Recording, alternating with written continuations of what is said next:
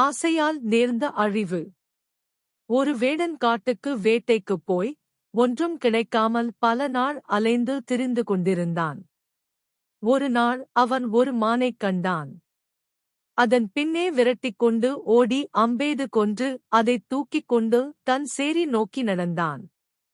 வழியில் ஒரு பெரிய பன்றியைக் கண்டான்.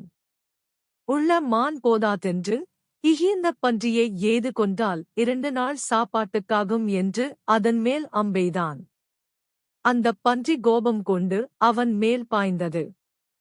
அவனைக் கொன்று தானும் செத்து விழுந்தது.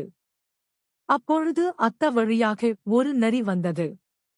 செத்துக் கிடக்கும் வேடனையும் மானையும் பன்றியையும் கண்டு, ஆகா! 3 நாளுக்குச் சாப்பாட்டுக்குப் பஞ்சமில்லை என்று சொல்லிக் கொண்டே வேடன் வைத்திருந்த வில்லின் நாணைப் போய் முதலில் கடித்தது.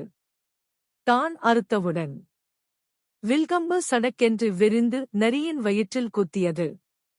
உடனே அந்த நரியும் செத்து விழுத்தது. ஆசை மிகுந்திருக்கக் கூடாது.